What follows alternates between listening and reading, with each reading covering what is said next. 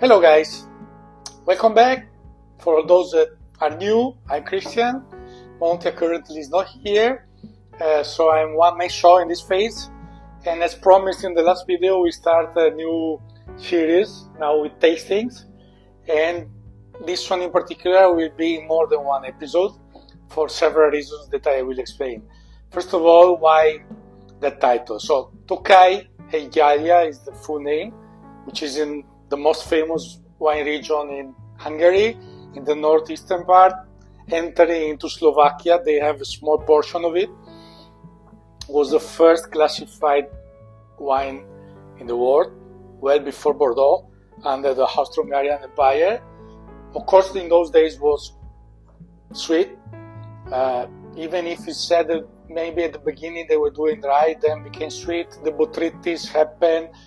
Tokaj is the main village on two rivers, and there the mist and fog probably was creating the humidity for the botrytis in the late season, so in autumn, and that is the history of the place.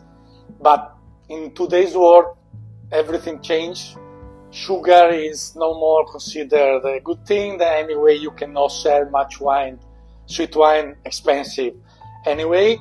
So they realized about 20 years ago that the way to go for was the dry wines. So that's why I say, for me, this is the next big thing in the white wine scene. Dry white wines from Tokaj. And now I will explain you why, and I'm very convinced of that. Someone spoke already lately, it's about 20 years, and said that they are making them. Szepsy was the first one. He's the master. I'm the communist still already. Now he's 70 plus years old. And after the end of communism, he was still focused with his own winery, started on the sweet wines, but then he realized that there is a need of change, of focus, also because of the characteristics that can make it really special. Compared to Burgundy, to the top Riesling regions like Moselle, Pfalz or Wachau in Vienna's area. So really the potential is huge. Furmint, first of all, the main grape, but not the only one. Harsh-Levelu, the second one. There are another couple more aromatic. These two are the main. They are completely different. So Furmint is more comparable to Riesling. High acidity. Also, the north location of the Tokaj area helps to increase the acidity, of course, because of the cooler, even if nowadays it's less cool. But high acidity, a different profile of fruity, can be some herbs, some touch of spicy, usually more given by the oak, a bit of smoke given from the volcanic soil, then a huge minerality. So it's similar to Riesling but different, and it expresses very well the terroir of the place. So more than the others probably, you can see the difference of the soil, of the weather conditions, so microclimate, etc.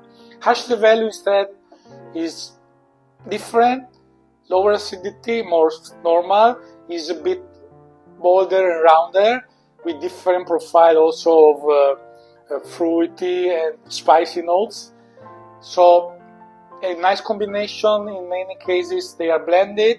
In some cases there is mono variety, either one or the other. So that is another interesting point, because you have more combinations, not just the different terroirs and Furmint. And about the terroir, what's the main point? Yes, volcanic, very hot in the last 20 years, but in Tokaj region there is a point more. Since there was in long times the volcanic activity in the Pannonian Sea in those days, millions of years ago, you have a lot of different rocks, volcanic rocks, plus different altitudes, different microclimates, because the region is anyway quite expanded, and plus the soil on top of the rocks which can be sanding sometimes, clay, so giving a huge combination of different soils, altitudes and everything, so this is making it even more particular than Burgundy. Maybe in Wachau you can have a sort of similar situation, but there is no volcanic rock there, so it's really something special. And the Furmint itself has a huge potential, AG potential, and complexity that can give, and even some different character, and it's different from everything else. Yeah, you can recall a bit the reason in it, but it's different. You have this smoky sometimes, or this like cool minerality notes. So it's really something on its own. So we start with this introduction, and today we try 2 representative wines on the entry level. So this is not the single vineyard, which is now becoming the very hot thing.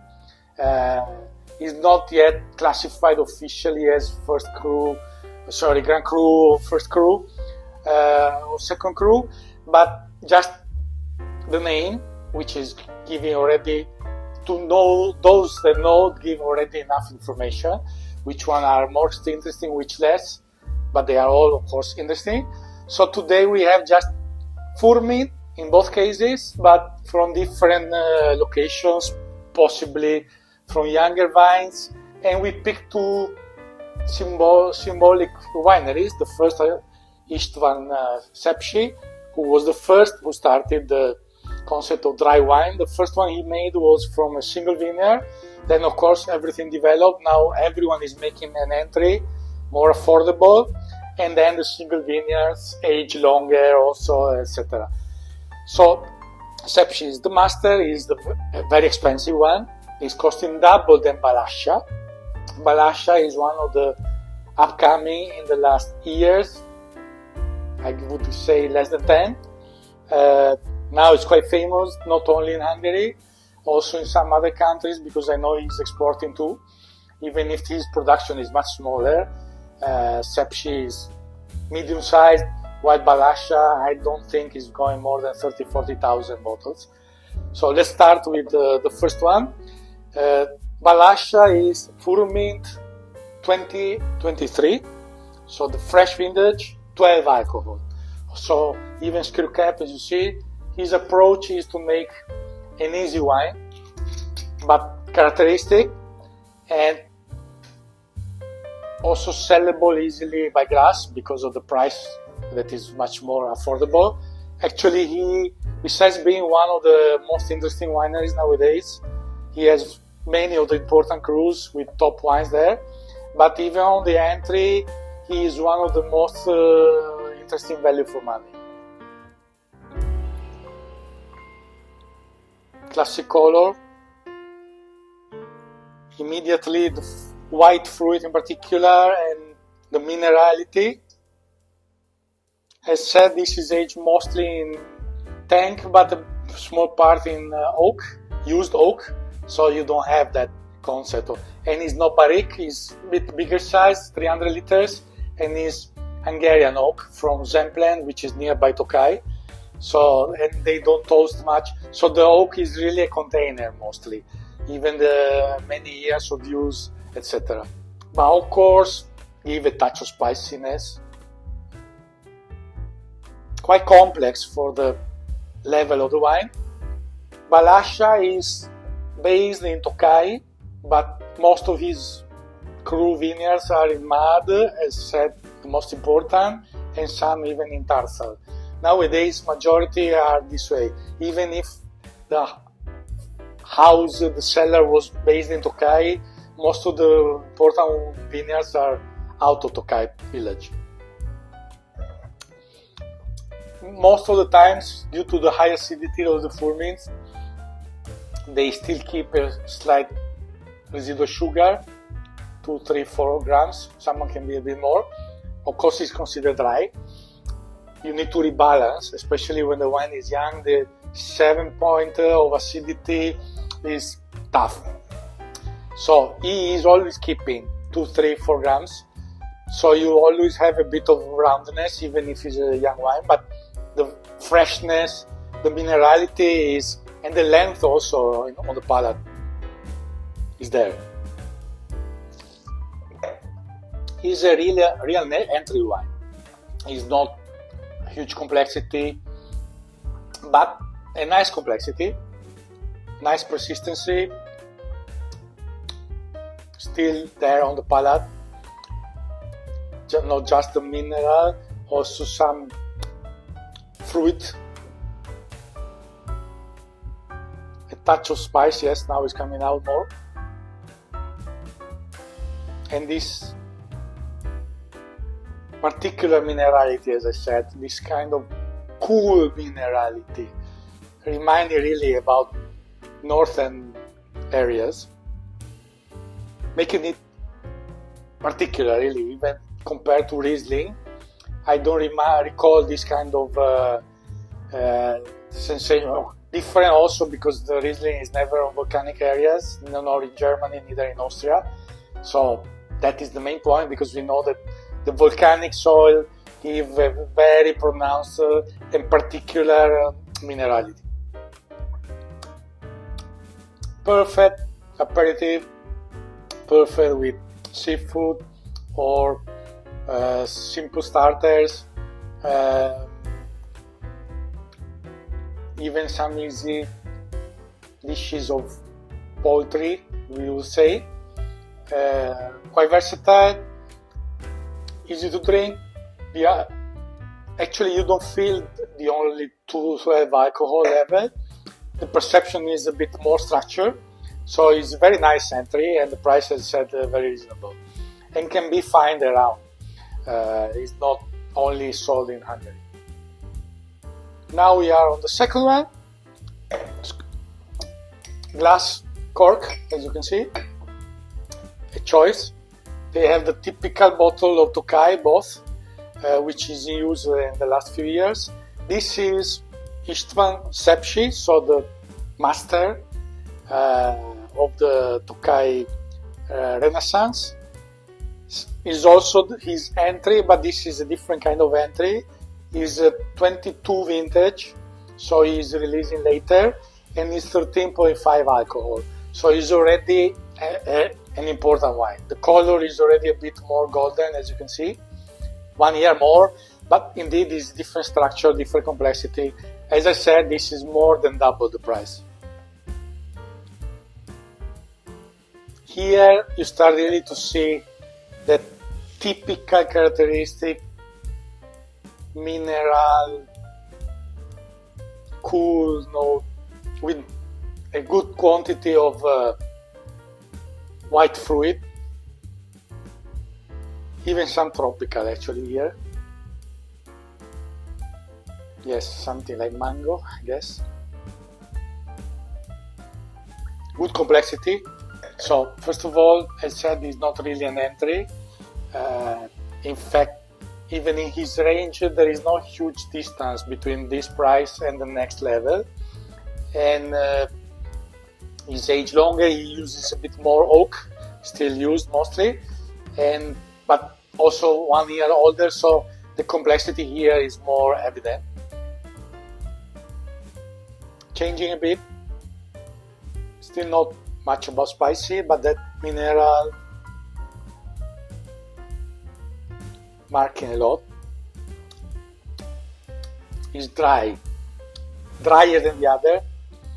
Sugar, residual sugar here is close to 0, maybe 1-2 grams. More dry palate with a good depth, good fruit, the mineral finish. This wine can be, is not an aperitif, you can, but this is really a food pairing wine. It can go well with a lot of things, rich seafood or even more serious poultry, indeed.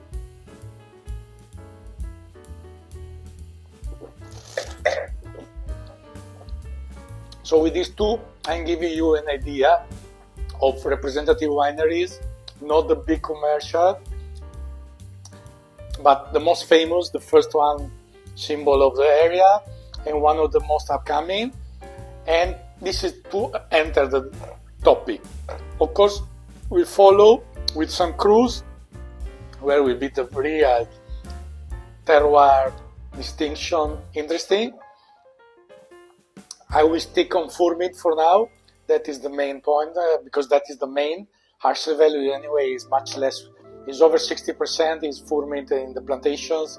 Harsher value is less than 20. So we will focus on that first. But I will give an example, and then something will happen soon, which will be a bit more relevant and interesting. So that will be to close this series, probably in 3 episodes, let's say. That will be the trip. I will go to see a few wineries in Tokaj very soon. So for now, we finish here this first part. I hope you enjoyed even the different point of view that I gave. Thank you very much for watching. Like, subscribe as usual. After subscribing, the bell on for the alerts. Comments are always welcome to hear what you think, any question, whatever. Participation, as I said before, is very, very welcome. Salute!